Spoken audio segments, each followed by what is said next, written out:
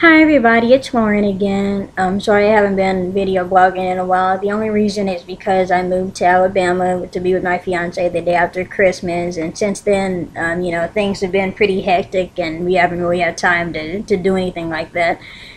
And I'm actually video blogging from Missouri instead of Alabama. I just came back for the weekend to visit my family. In fact, I have to be on a plane at 7 a.m. to go back to Alabama to be with him again. The only reason why I was in Missouri was because my grandfather just celebrated his 96th birthday, and it was a surprise party, and also the surprise was that I was coming out of town. He had no idea. In fact, it was kind of last minute for everybody, and I figured, you only turn 96 once. I wasn't going to miss that, and I know how close I am to my family, so I wasn't going to miss out on a chance to be here. And, it made me realize how much I really like Missouri and everything like that, and I think everybody always gets a little homesick from time to time. But at the same time, I know that my fiance is in Alabama, and my job's in Alabama and everything like that. I mean, I was thinking, maybe we could move back, and so that way, move back to Missouri so that way I could have everything I wanted, because, my friends are here, my family's here, my beautician's here, my nail place is here. I like all the malls here. I know where all the restaurants are. I know where everything is. I probably have different relatives I can stay with. Both of my cats are here, and obviously if I brought him into the equation, then I could have everything I wanted in the same state at the same time. And I even told him that I was like, if you moved here, we could have everything, as opposed to, me moving to Alabama and just, having half. And he was like, oh, well, you're 24 years old, you can't have everything you want. And the only argument I had for that was that, I don't know, in my mind, for the most part, I always pretty much get what I want anyway.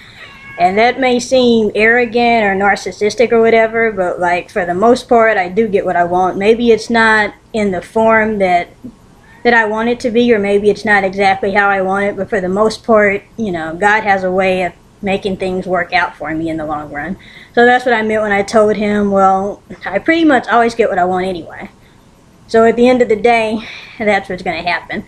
But anyway, that's another blog for another time. The debate about moving back to Missouri versus staying in Alabama and all that. This blog is basically just about me complaining about Alabama, because I can't complain in Alabama when, everybody in Alabama lives there. And before I offend anybody that lives down south, my birth father is actually he was from Mississippi, so I'm not trying to offend any southern folks or anything like that. What I'm going to say is just observations that I've just made so far. And let's see. I actually have a lot of, complaints and a lot of grievances about, how backwards everything is. The first one I wanted to complain about was Salvation Army. I'm going to put them on blast for a minute.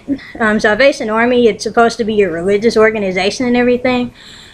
And their slogan is that they're doing the most good. Me and my fiance actually had to stay there for a few days or whatever. We were actually staying in those extended stay hotels where you stay for several weeks or whatever until you can get your own apartment or whatever. So we were actually staying at a homeless shelter until we could afford to get our own place when we were, in between hotels. And so what I saw on TV, keep in mind this is the first time that I had, gone out on my own and tried to get a place or whatever. So the homeless shelter thing was new to me, because usually, back at home I had, some place that I could go if something was going to go wrong. I had family I could count on, but obviously not in Alabama. So anyway, the Salvation Army thing, we went there, and, the food was pretty good. The only thing was that, they only fed you once a day. And sometimes the people were pretty rude, and I found out that they actually charge you $14 a night just to stay there. I know, right? And it's supposed to be, poor and or homeless people. And it's like, how can they charge people that have nothing to stay there? I mean, if you don't have anything and you don't have any place to go, how can they charge you? And I was always donating to them at Christmas time because I've always felt like I'm a blessed person. You know, I've always felt like I have a lot to offer and a lot to give people. So I always donate in those little red buckets at Christmas time. But now that I know how they really are and how they really, you know, how they treat people and everything, they're not doing the most good. They're doing the least amount of good, in my opinion. I mean, I was so glad when me and my fiance finally got an apartment and we didn't have to deal with, you know, the homeless shelter or hotels anymore. And not only that, I mean, the people were pretty rude. I mean, I got into it with somebody that worked there because I was like, you know, I'm from Missouri.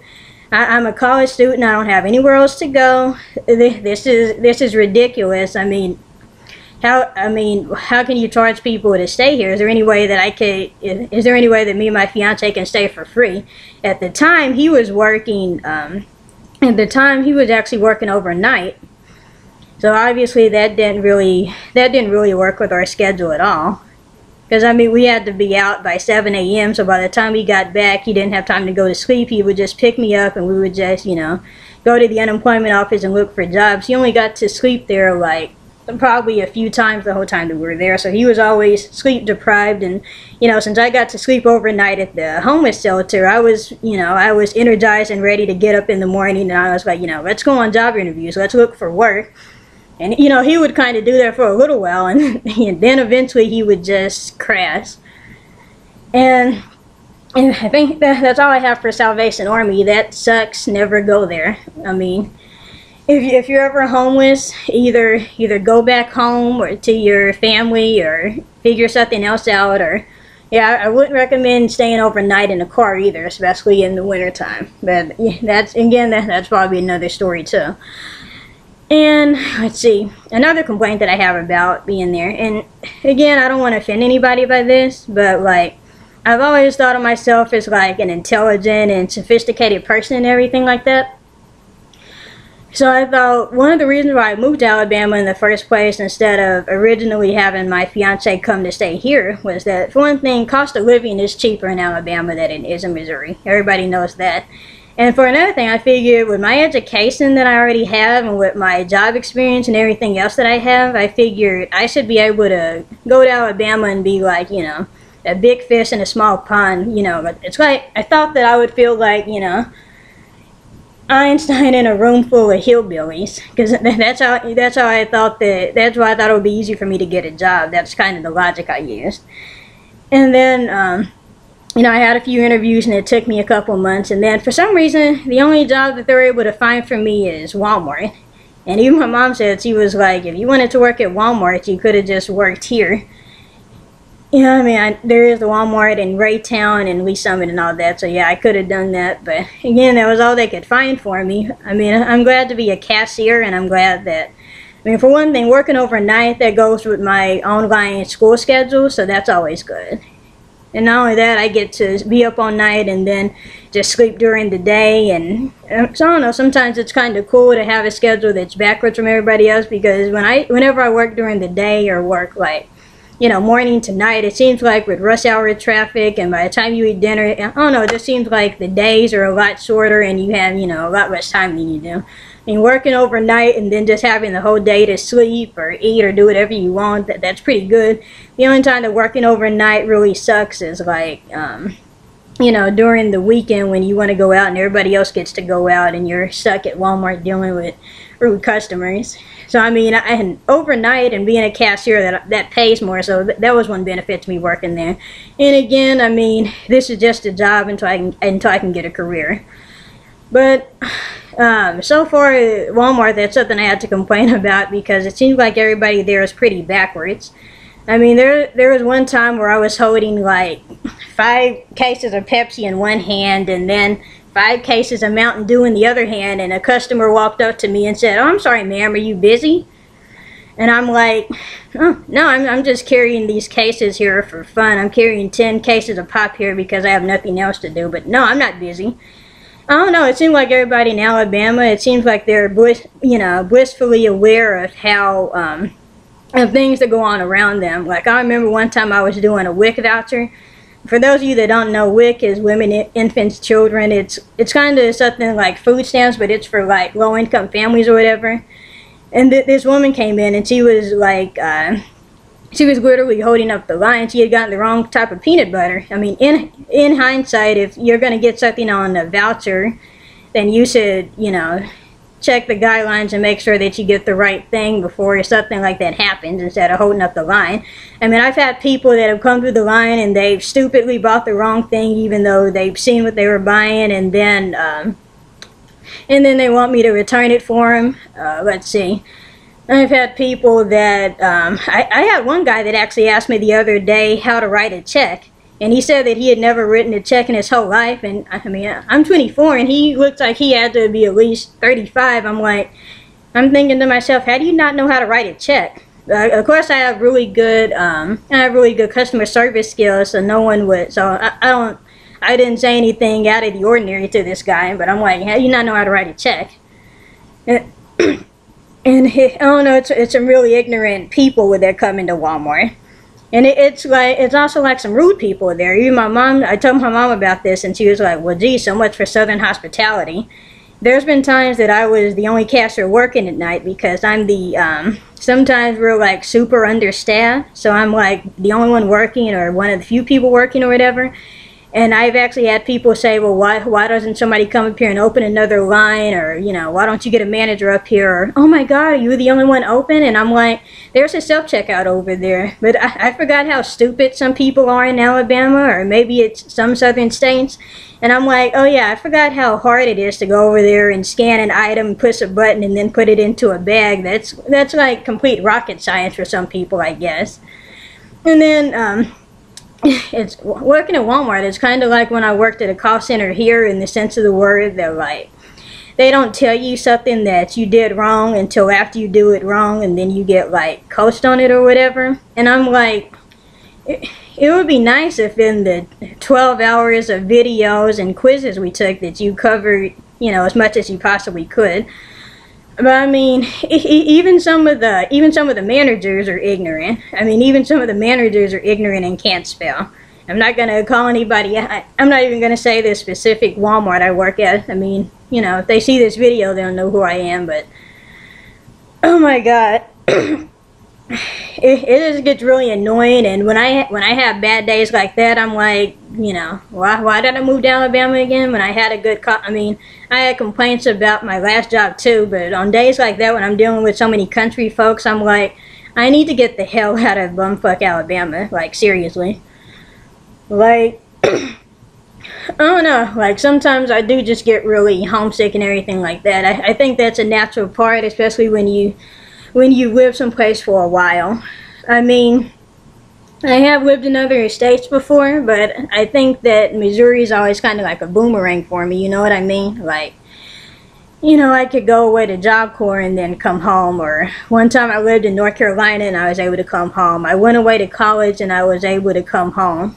So, I mean, this is definitely the first time that I was able to, that I went away from home, and maybe it's not as easy to get back home that time. Maybe that's a good thing, and that'll help me grow up, and, you know, I mean, especially, I mean, the whole homeless thing, I mean, that made me, you know, that made me grow up a little bit. That made me become a little less spoiled. That made me, and I'm studying to be a psychologist, and I feel like, even my mom said that. She was like, there's certain things that you have to go through so that way you can understand any client that walks through your door. And I think, you know, being homeless or working a job that's, I'm not going to say beneath you, but working a job that you're overqualified for, that'll give you some experience for the future, you know, stuff like that. So, I mean, maybe all this is happening for a reason. Maybe it was a good move for me to move to Alabama. But, I mean, I don't know, sometimes the ignorance over there is overwhelming. I'm like, oh my God, did I step into the Twilight Zone or something? Why is everything, you know, again, it's probably not just homesickness. I think what it is when you get to certain states or certain parts of the United States for a while, you probably when you move someplace else, it's like, wow, this is really different. And, again, I was kind of surprised by how rude and impatient some of the people get in Alabama. Oh yeah, and racism is still evident in Alabama. I mean, I'm a black person. Well, I mean, I recently found out I was mixed with Native American and white and probably some other stuff. But, I mean, you know, being a black person, I thought in 2014 in just about any state that racism wouldn't exist anymore. But me and him were pretty wrong about that. Well, he's mixed with black and white, but he's still brown skin. He's not that much lighter than me. I remember one time we went to the oh yeah, it was Jordan Neal Apartments. That's what they were called in Decatur, Alabama. I'm gonna call these people out for a minute. I remember we went there and we were trying to look for income-based housing. This was before I think this is before I started working at Wal-Mart. We were looking for income-based housing. And this woman looks at us and she's like, "Oh, we don't do project or Section 8 housing here or anything like that. You're gonna have to go down to East Acres." And East Acres, they say, is like, I don't know if it was East Acres, but it's one part in Alabama that's like the projects or whatever. And I'm like, does this bitch know that I have like a nice ass house out in Lee Summit with my parents, and that my grandpa actually is living in a house that his relatives, well, my grandmother's relatives built from the ground up? I mean, it kind of irks me that people can look at our skin color and just judge us automatically. I mean, apparently she doesn't know the nice lifestyle that I grew up with. And there's been some other times that are like that too, and I'm not used to that, because even as a black person or a mixed person or whatever, like I still wasn't used to that here in Missouri, because I don't see color. I mean, I have white friends, I have black friends, I have mixed friends, I have Hispanic friends. I don't see color. If you're nice to me, I'm going to be nice to you. So I mean, it was different for me to go to some place like Alabama that's still that backwards. I remember one time me and my fiance walked into the gas station, and there was a white girl standing behind the cash register, and she kept looking over her soda every 5 minutes like something was wrong. And I turned to him and I'm like, did we do something wrong? And I'm like, I mean, there are some people that are intimidating looking, not just black people, not just white people, not just Mexican people, not just anybody. I mean, there's certain people of any nationality that can scare the hell out of somebody. But I mean, I wasn't even doing anything that would make anybody uncomfortable. I had a jacket, but I didn't have my hood up or anything like that. I wasn't doing anything that would make anybody feel uncomfortable. So I'm like, it just irks me that somebody can look at my skin color and say that, oh, she's black, or maybe she's Native American, or I don't know, some other brown skinned minority, and she's gonna rob us, or she's gonna do this and that. And I don't know, it just irks me that there's still racism today. And I thought we were in 2014. I thought that was a long time ago. And the ironic thing is there's so many biracial couples in Alabama, so including me and my fiance, so obviously some people don't care. And it's almost midnight here, so I think I'll just sign off now. I'm gonna post this video and then go to bed and get ready for my flight. But again, I'm just going to sign off and, be like, you can like, comment, subscribe, share this video. Maybe you agree with me, maybe you don't. I don't know how controversial this video may be. But good night, and God bless everyone. Bye.